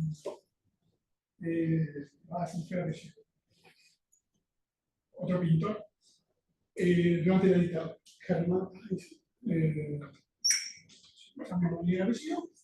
Está en la cárcel y Carlos Borgelena quiere aprender a pintar. Y entonces les invito a que lo googleen, que busquen el relato, es hermoso, además en su palabra cordobesa, en la voz de Teresa Andrés, es más bello todavía. Pero ahí hay, en esa imposibilidad del contacto personal entre el maestro y el discípulo, no solamente que se produce un aprendizaje, sino que hay un encuentro. Es decir, esta idea del principio de si hay un encuentro, hay posibilidad de aprendizaje. Y que la educación a distancia en ese punto es posible. El relato se hizo como muy viral justamente en la pandemia, donde hablaba de si es posible una relación pedagógica a distancia. Y además, bueno, spoileando un poco, fueron amigos hasta la muerte, digamos, este maestro y su discípulo, pero bueno, ahí la idea está en que eso sí es posible. Yo, en lo personal, no tengo dificultades con la tecnología, como todos, hice el intento de adaptarme en la pandemia más que todo lo que pude, pero creo que fuera de un marco pedagógico adecuado, las experiencias pedagógicas a distancia son, en el mejor de los casos, una buena simulación. Digo cuando no hay un marco pedagógico. Porque si hay un marco pedagógico, me parece que, y empiezo por el principio, si está el sentimiento, va a aparecer ese marco y por lo tanto va a haber una posibilidad. Pero en general, como la realidad nos impone sus restricciones, y en posgrado más todavía, Miguel hablaba del Estado y de lo público, pero nosotros estamos en una universidad pública ahora mismo, pero los posgrados son todos arancelados. En términos estrictos, nuestro sistema de posgrado es un sistema tan mercantilizado como la educación privada. En todo caso, la diferencia será del monto de los aranceles, digamos, son carreras más económicas, más accesibles, no van tanto digamos, aquellas carreras que rinden a lo mejor más económicamente, hay más diversidad, pero en términos estrictos el sistema está muy mercantilizado, la educación a distancia bien. Esta idealización que tienen muchos otros países respecto de la gratuidad de nuestro sistema universitario esconde, digamos, muchos espacios donde el sistema está permeado por la lógica mercantil. Hemos zafado de muchas otras porque tenemos también un universo docente muy resistente. Digo, no nos pasó a nosotros en Argentina lo mismo que le pasó a los brasileños o al resto de los países de América Latina con las políticas de los 90 y la mercantilización, la fuerte proceso de mercantilización de la educación superior, pero tampoco estamos libres en ese sentido. Bueno, nosotros por suerte no tenemos experiencias de educación con fines de lucro, como lo tiene a lo mejor Brasil, donde el 80% de su sistema universitario es privado y la mitad está en propiedad de fondos. Me sale Wi-Fi, pero y quería usar los fondos de inversión. Sí, interesa empresas que les interesa el país. Es decir, ahí me parece que cuando empieza a tallar esa lógica, aparecen como muchas distorsiones o empiezan a aparecer señuelos a nuestro proyecto que nos hacen, que nos doblegan de alguna manera. Es decir, a ver, hablo en castellano. Si yo necesito una cantidad mínima de estudiantes para abrir una carrera, y vamos viendo lo del modelo pedagógico. Porque todo bien, tenemos una idea, un proyecto, pero a la vez, sin eso, el proyecto no tiene lugar, no tiene posibilidad. Entonces empiezan a aparecer como algunas ideas que distorsionan. Para mí, el remate a esta idea es a mi criterio, hablo de términos personal, es una vergonzosa resolución ministerial que tenemos desde hace un año funcionando, que dice que lo presencial es lo sincrónico. Con lo cual se carga la pedagogía de un sopapo. ¿Sí? En 10 artículos, 15, 20 que tiene la resolución, se carga la pedagogía. Quiere decir que yo tengo una carrera presencial que la doy 100% por Zoom. No. Bueno, ¿qué termina pasando? El sistema universitario, sobre todo el nivel de posgrado, está plagado de carreras que lo que hacen es habilitar Zoom. Tengo una experiencia que es horrible, que es por mi tema de trabajo académico, soy candidato a dictar clases en las especializaciones en docencia universitaria. La mayoría de ellas son virtuales. Estoy dejando ese mundo, porque ahí no hay un sentimiento ni lo puedo poner, y por lo tanto no hay nada para hacer en ese lugar. Especialización en docencia universitaria. O sea, personas que están profesionales en general que presuponen que van a hacer un trayecto de formación que les va a dar habilidades, recursos para abordar desde otro lugar los procesos de enseñanza. 10 personas en la corte, 10 personas. 7 apagados. ¿Sí? Bueno, primera clase, uno haciendo el intento. Che, bueno, vamos a encender todos las cámaras, yo voy a empezar ahí. No, es que yo estoy trabajando. Digo, bueno, pues si estás trabajando no podés estar en el aula. No, es que si no, no puedo cursar. Es que no estás cursando. O sea, estás en el trabajo. Ahora, lo entiendo en una lógica donde alguien no puede reflexionar al respecto. Pero esto nos pasa aún en una formación de posgrado donde estamos reflexionando sobre el ser docente. Y esto es lo que yo, desde el lugar que me toca, empiezo como a escuchar. Es decir, para mí la discusión no es presencial o a distancia, es qué distancia y qué presencialidad. Si nosotros tenemos un modelo pedagógico de vincularnos a distancia, adelante con los faroles, pero sostengamos eso. Digo, porque después la realidad nos va a empujar a que simulemos otras cosas. Se me van los alumnos, no se inscriben, y entonces empiezan ese tipo de encuentros y negociaciones que, bueno, nos termina pagando, en definitiva, el proceso de formación. Digo, como mucho podemos seguir dictando una carrera, pero la experiencia de una persona en términos de la formación y las socializaciones, o sea, no es. Y lo último que diría es que, pensando más en un plan de estudios, que eso en definitiva todas estas ideas que hay volando desde hace varios meses se van a traducir en un plan de estudios con una propuesta, yo abogaría por una formación breve, lo más breve que se pueda, lo más flexible que se pueda, no de la lógica neoliberal de la flexibilidad, sino de que permita recorridos alternativos a las personas.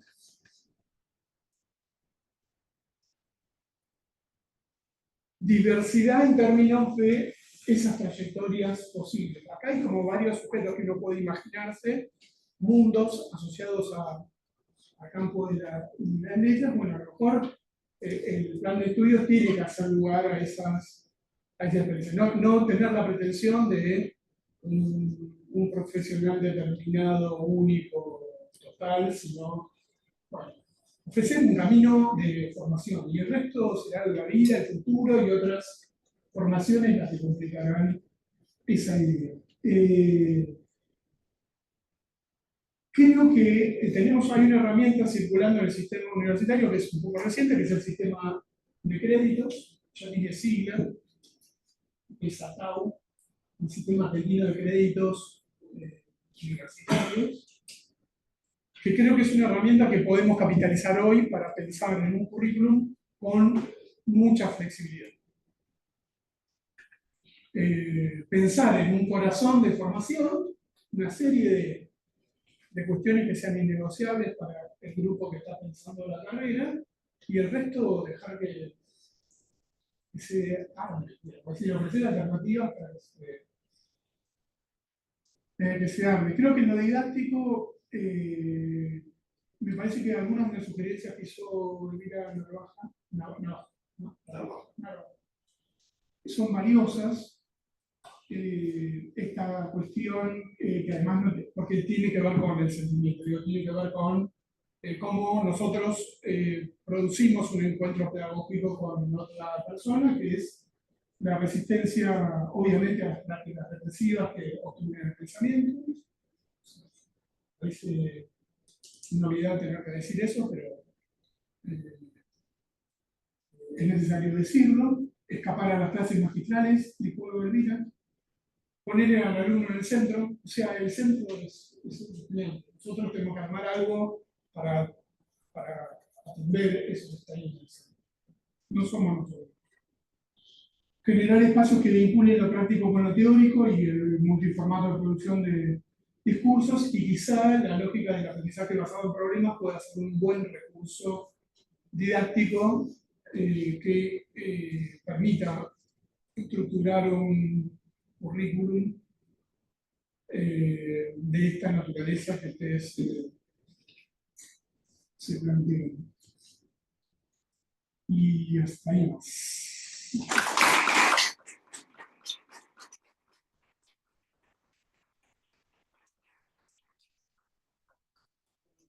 Cristian, Daniel, todos abrimos a las preguntas y a la charla. Sí, voy a hablar sobre exactamente, no sabía que teníamos tanto desacuerdo, pero voy a revisar mi diario, a ver. No sos vos. Lo que pasa No sos vos, es tu existencia.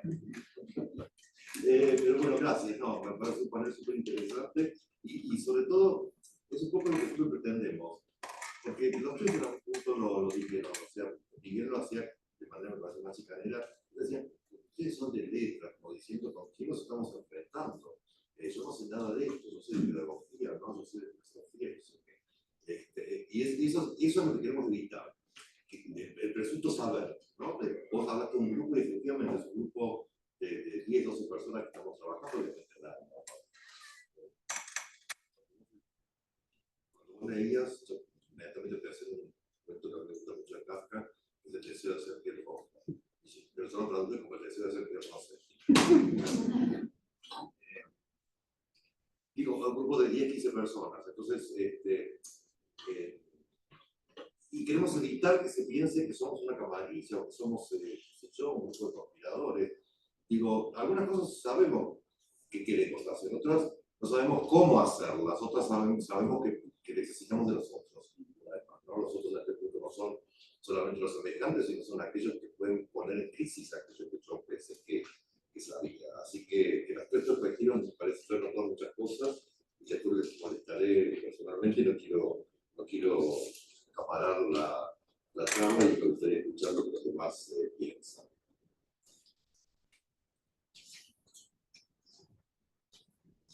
Bueno, no, una más. Yo solo te voy a preguntar esto. ¿De qué era el concurso premiado como un burro? De lectura. O sea, me gustaría que fuera un concurso de declamación o de lectura. Era una vergüenza. Tengo 71 años, así que imagínense, debía tener 7, 8. Era un concurso de bona fide, que había que llenar un papelito, y yo estaba en la casa de una prima, y nosotros llenamos el papelito donde decía nuestro nombre, que queríamos participar en el concurso. Y en el concurso. No era una Eso era habilidad, no era una habilidad. Tenías que ir, mi prima vivía en Floresta, tenías que ir ahí a buscar tu y en la esquina de mi prima había un baldío que estaba cuidado por un señor.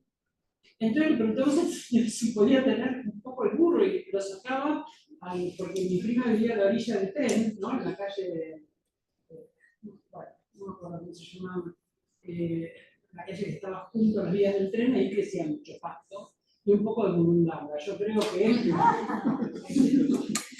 burro se pegaba de vez en cuando unos vuelos con las campanillas de la burundanga.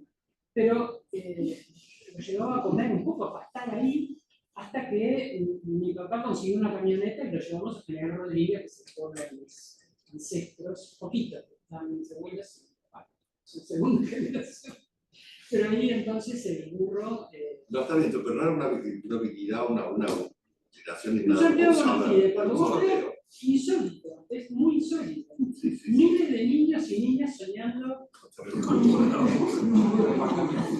Bueno, eso sobre todo porque es lo analógico por excelencia, ¿no? Es como, recuerdo el de Borges que Casares, es como una rareza. Que presentan efectivamente a un concurso de poesía, presentan La Rosa en lugar del poema La Rosa, o sea, el colmo de lo analógico, donde ya no hay Entonces, por eso me gustaba así como un emblema. Puede ser el escudo de nuestra carrera, puede ser. Un escudo.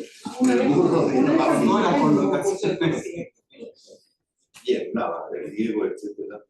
No, yo pensaba, cuando hablabas de los anfibios, la idea de anfibología, no sé si te pareció en esos recorridos que ibas haciendo por los anfibios, que me pareció hiper interesante, porque hay como una serie de tensiones que estaban en las tres presentaciones. Por ejemplo, digamos, como estos términos como humanidades o digital, que tan recientemente recorría también Miguel, cómo son términos absolutamente tensos en cuanto al sentido, ¿no? Y cómo me parece que a partir de eso, como que podemos elaborar tantas teorizaciones y tantos recorridos, porque justamente son anfibológicos, o sea, como que el anfibio que vos planteabas, a mí me resonaba todo el tiempo en las presentaciones. Me parece que lo que también estaba en las presentaciones era esta necesidad que tenemos como grupo, justamente como comunidad, de pensar lo crítico, ¿no? Venía esta cuestión de, bueno, ¿cómo pensar hoy lo crítico o cuál es el lugar de la crítica? ¿Qué posición crítica en relación con lo digital, en relación con la tradición letrada que vos también planteabas, en relación con la idea del humano, con la idea de humanidades? Me parece que es una cuestión interesante, ¿no? Como pensamos las humanidades digitales, pero no estamos del todo, me parece como grupo, perdón, quizás exagerando en mi posición. Por lo menos yo no logro pensarme del todo, ya dentro de la categoría del humano me cuesta pensarme, digamos, hoy por hoy, y también me cuesta pensarme, a mí, tal vez por una cuestión personal o generacional, de todo dentro de lo digital, ¿no? Hay un núcleo como resistente que a mí me parece que también es hiper interesante y que tiene que ver casi con nuestras geografías, ¿no? Porque, bueno, Miguel, vos sos más joven, pero como que venimos de otro lado, ¿no? Y este mundo nos resulta hasta cierto punto inevitable, que es un poco lo que planteaba vos, me parece. O sea, es lo que hay, digamos así, pero bueno, hay como núcleos así de resistencia. ¿Qué hacemos? Tiramos todo, nos desconectamos absolutamente. A mí me darían ganas a veces, pero bueno, y es realmente incómodo volver a eso, ¿no? Sería como una gran incomodidad. O sea, el lugar de la crítica me parece que es algo que va. Y del lugar de lo comunitario también, ¿no? Que planteábamos, esta comunidad que hoy es, me parece a mí más que nunca, una comunidad de los ausentes, ¿no? Una comunidad de los que fantasmagóricamente estamos y no estamos y nos obliga a repensarnos todo el tiempo en términos de comunidad, ¿no? Que es un poco el último número también de la revista de Literaturas Culturales. No, bueno, que el dossier justamente pasa por pensar la cuestión de los pueblos digitales, las comunidades digitales, con todas las implicaciones y las anfibologías que eso plantea. Bueno, nada, no es una pregunta en realidad, es poner. Diego Truco. No tengo una pregunta en realidad, es simplemente compartir con ustedes y a partir de la escucha de ustedes. Lo de la resistencia es muy loco, creo yo. Porque resistir en ese contexto sería volver al realismo, que es acrítico. Sí, la idea, bueno, no, tenemos un mundo que es el verdadero mundo, es sólido, lo podemos compartir, podemos ponerlo a prueba con mecanismos de experimentación y con epistemologías racionales, cotidianas. Para hacerlo Kafka tenemos el mundo, pero ya no es nuestro prácticamente, o no es ya para nosotros, me da esa sensación. Yo con eso también, porque creo que lo virtual también es real a su manera, ¿no? Yo creo que ampliación, bueno, sí, yo creo que lo de Miguel estaba justamente es una tesis fuerte, que bueno, ya es una nueva realidad, y tiene, como nueva realidad tiene su posibilidad de confluencia entonces en compartirlo, de otro modo.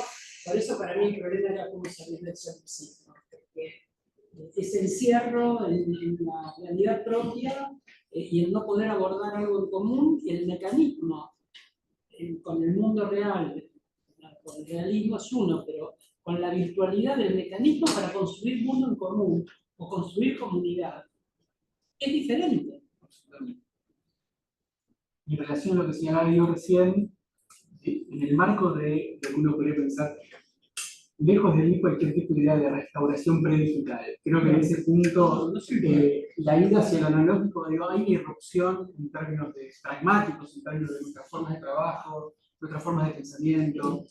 Digamos, eso es prácticamente algo que apareció para pensar porque irrumpió, ¿no? De algún modo la infraestructura digital va mucho más allá de la posibilidad de dejarla o no dejarla, porque ya moldea nuestras formas de vivir, ¿no? En algún punto. En ese sentido, me parece que las humanidades digitales, en el estado actual de la imaginación de lo digital, nos permiten interrumpir un poco la homogeneidad de lo digital.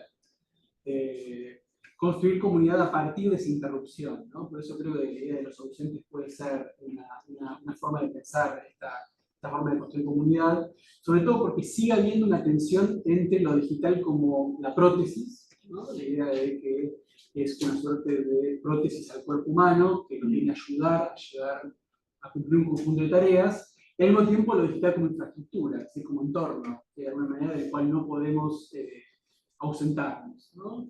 Y la tensión esa me parece que no hay que deshacerla. Hay que, en todo caso, en términos de un programa de estudio, ponerla como una parte de la formación, ¿no? Es decir, pensar en las herramientas digitales y al mismo tiempo pensar críticamente en el entorno digital, ¿no? Me parece que en ese sentido no hay una solución, una síntesis, una posibilidad de optar por una de las dos hipótesis. Creo que Pero eso es ideal para lo que proponía Cristian como pedagogía, proponer el problema y abordarlo en gente de distintas edades, distintos contactos con la tecnología, con lo digital, distintas preferencias. Sí, creo que Cristian además traía lo que señaló Emilio en su momento, que era también traer la experiencia de que es un nativo digital, que de pronto va a ser el alumno, ¿no? Y en ese punto me parece que un modo de reconstruir ese saber que está de alguna manera puesto en crisis, la idea de la utilidad del saber, va a tener que ver con construir ese espacio. La idea de la autoridad, ¿no? La idea de autoridad basada en la utilidad del saber, va a tener que sí o sí tener al alumno como interlocutor, ¿no? Ahí no hablar, nadie entró por el lado de la inteligencia artificial, por la cuestión de la autoridad. Bueno, porque es el gran punto de partida hoy, me parece a mí. La gran discusión de las humanidades digitales son las inteligencias artificiales, ¿no? Es como el punto de partida para explicar justamente, ¿no? Absolutamente. Como partimos de acá para ver todo lo que se da como dado, digamos, pero que puede ser extrañado. Hace algunos días Y a su vez tu crítica nutre la inteligencia artificial. Sí, totalmente, claro. Sí, de hecho, bueno, hay, ¿no?, una discusión sobre los usos de la inteligencia artificial en términos prácticos de los alumnos, ¿no? Hoy creo que hay un tema universitario, y de los docentes también, pero o sea, terminamos corrigiendo con la inteligencia artificial textos escritos por la inteligencia artificial. no es mi caso, pero avisarme cuál es. Pero quiero decir, Eso depende de la evaluación que haces. Claro, totalmente, por eso digo. ¿hay usos posibles de inteligencia artificial de los alumnos que sean habilitados? ¿Por qué no? No todos somos el corrector. Sí. No, ¿por qué no puedo usar una inteligencia artificial para que corrija un texto que yo escribo? No, por ejemplo, ahora que la inteligencia produzca el texto, ¿no? El famoso estado de la cuestión. O sea, yo ahora estaba configurando una tesis y decía, bueno, todo esto parece hecho directamente, porque no sé si se hizo por inteligencia artificial, pero digo, esas prácticas que ya parecían de inteligencia artificial, ¿no? Antes aún de que se instalara como tal. Una pequeña acotación de la experiencia docente.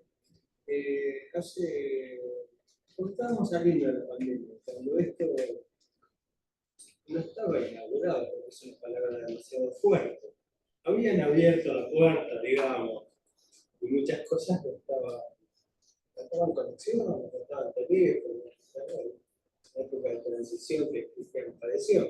La serie de televisión. Esta serie, sí. Por eso digo, no fue como se abrió. Como se abren las puertas de las escuelas, y las maestras hacen lo mejor que pueden, y la escuela primaria sigue funcionando en las pésimas condiciones que tiene. Como estábamos ahí en ese esa brecha que les ofrecimos a los estudiantes de la maestría si querían hacerlo virtual, como venían haciéndolo, o presencial. Yo partí de la base de que yo era profesor de la UTREF y que a mí me pagaban y que sencillamente me iba a someter al deseo de ellos. Todos eligieron la virtualidad. Y me argumentaron muy bien. Uno dice, yo vivo en Pilar, trabajo en Pilar. Si tengo que ir a la UTREF, no hay problema, me tomo la camioneta y bueno, pero es 1 hora y media para ir, 1 hora y media para ir. El otro está por una razón de trabajo, el otro... Todos tenían su argumentación. Yo le dije, bueno, yo doy la clase. Está, además, en un grupo reducido se podía hacer, lograr una participación. Cuando estábamos, lo que me llamó la atención era, primero, el nivel de presentismo. Todos estaban presentes.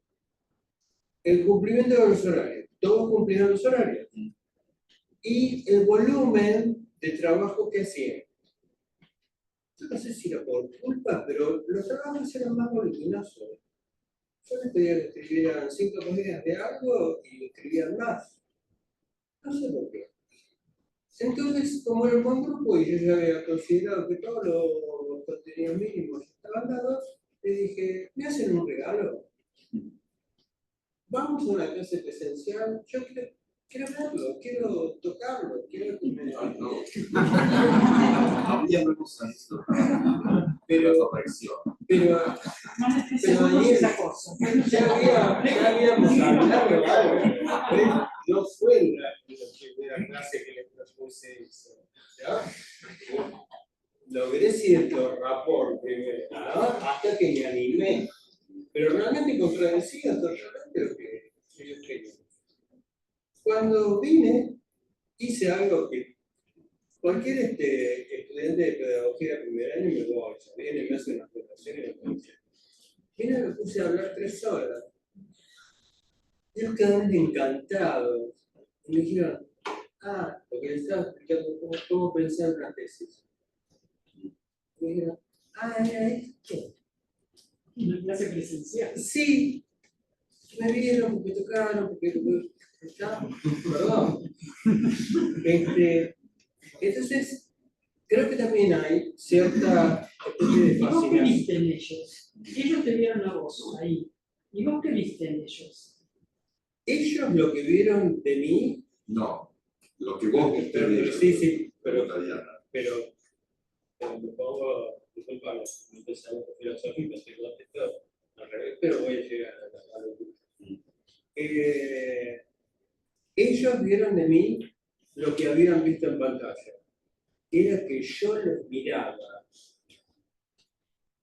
Queda en mí todavía ese pinball dando vueltas ahí. ¿Cómo es que vos viste en una pantalla que yo te estaba mirando? Que ellos tuvieron esa sensación, que yo simplemente la respeto. Cuando estuvo presencial, yo vi que ellos me estaban mirando. Así que estábamos en sentimientos complementarios. Totalmente. Y vuelvo a lo que yo ya no le creo nada a Cristo, porque tuvimos hace poco una entrevista muy larga, muy enriquecedora, cual forma parte de un capítulo que en este mismo momento está entrando en máquina en Uruguay. Y él empezó así, bueno, yo voy como investigador y qué sé yo, así fue el mejor artículo de todo el mundo. No lo estoy vendiendo, pero fue así. Y ahora pasó otra cosa totalmente parecida. Bueno, qué sé yo. No, el pobrecito. Hubo otra gente acá más importante, qué sé yo.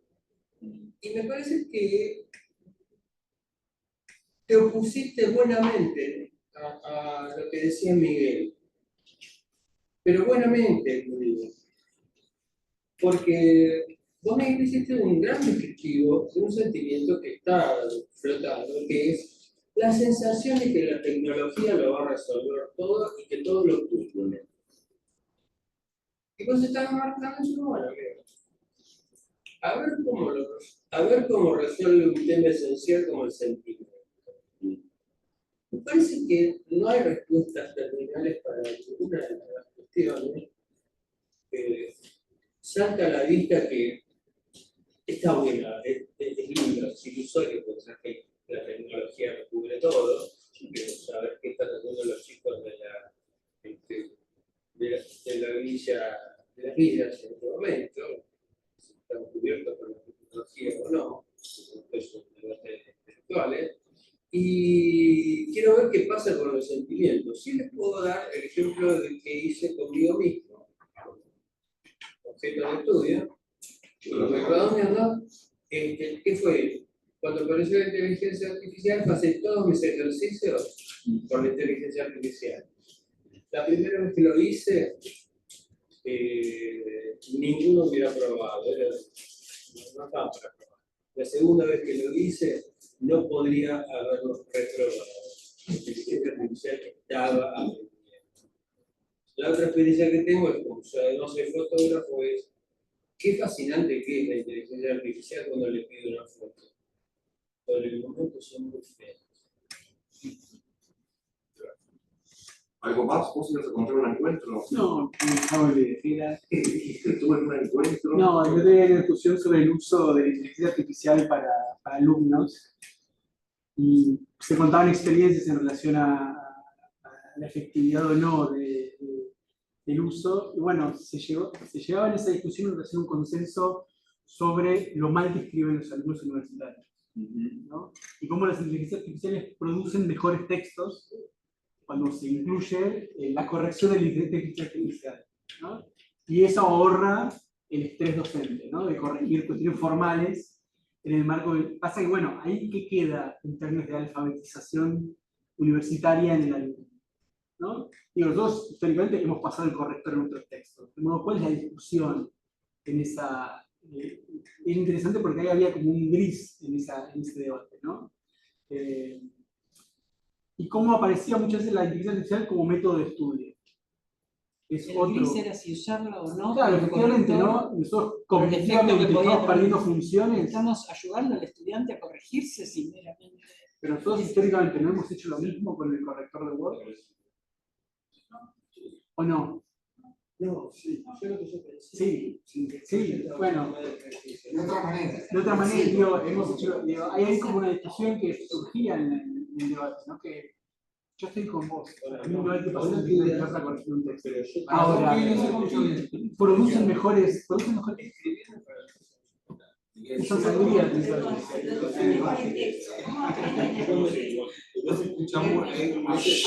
No, por favor, de uno, que se está aparte de la... Si quieres decir algo allá atrás. Sí, mi preocupación es que produce mejores textos.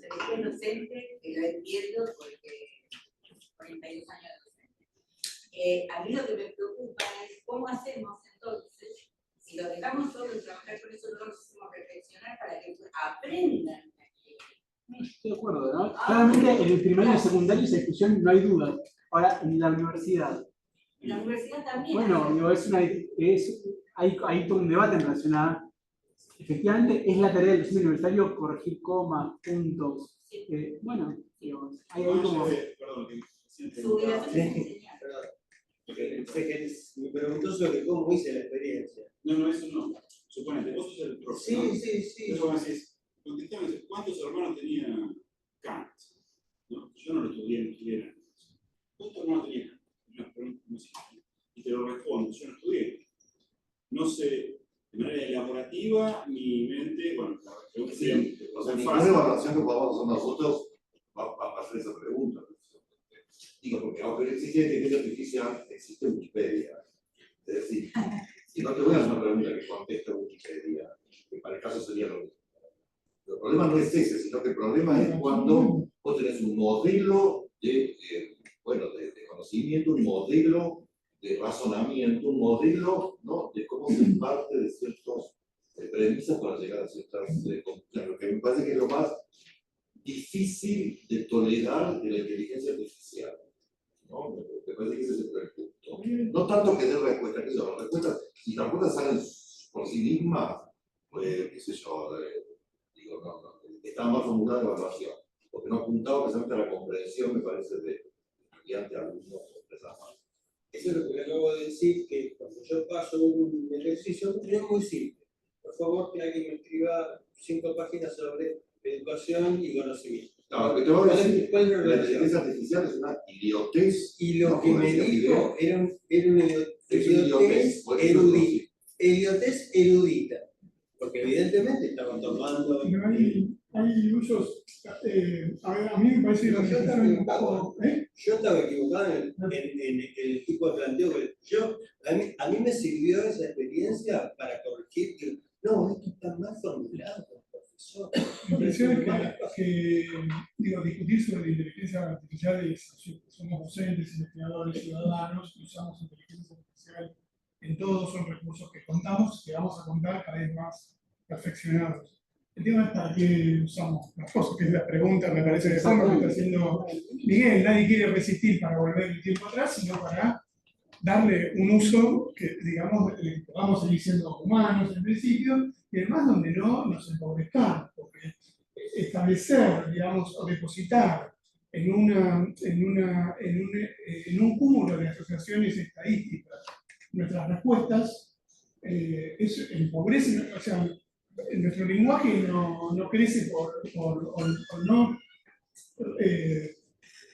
no se fortalece, no se enriquece nuestro lenguaje a partir de asociaciones estadísticas entre las palabras que utilizamos, sino todo lo contrario, es algo que la inteligencia artificial jamás podrá hacer, por lo menos con los estándares que tenemos hoy. No, eso sí es posible. Pero después recursos de un montón de naturaleza, una calculadora en su momento, una tabla logarítmica, un libro de logaritmos, una calculadora, un celular. Yo investigo y utilizo recursos de inteligencia artificial. Hoy el ATLAS-TI, que es un programa de investigación, el procesador de ideas, permite, con algunas herramientas que tiene, proveer algún recurso al investigador. Pero tomar eso como una verdad bíblica, como una inferencia de conocimiento es un delirio, es un absurdo. En todo caso, puedo conocer cuál es el delirio que me plantea la inteligencia artificial para ver si eso me genera a mí más posibilidades de pensar, de encontrar asociaciones o mecanismos que no se me habían ocurrido. Pero después, tomarlos como un dato, o sea, eso sí es delirante. Y por supuesto que si nuestra estrategia y nuestro proyecto es preguntarle cosas a la gente, y bueno, apaguemos la luz y vayamos, no, porque entonces, por supuesto, no necesitamos ni pensar, no hace falta eso. Es irrelevante preguntar cuántos hijos tiene Kant o cosas, no sé, yo recién me puse a googlear concurso Bonafini. Tenía una hermana, pero no la dejaba participar de la. La pregunta fue muy absurda. Yo me referí a que si el docente, por ejemplo, le hace desarrollar un trabajo, como él decía, y el alumno, en vez de tomarse el trabajo elaborativo, diera el trabajo a resolver a la inteligencia artificial, si es pesquisable o si llega a equiparar la creatividad que podría tener un humano, ese trabajo resuelto o hecho por la inteligencia artificial. En cuyo caso la persona estaría, digamos, no liberada, pero sino no pensando por sí misma, sino completando la información a partir de lo que la inteligencia artificial estuviera escribiendo por ella. ¿Te gustan los comentarios? Tenemos que cortar porque tenemos otro evento ahora, así que les agradecemos mucho a los ponentes por participar de este ciclo. Seguimos en todo caso en el pasillo.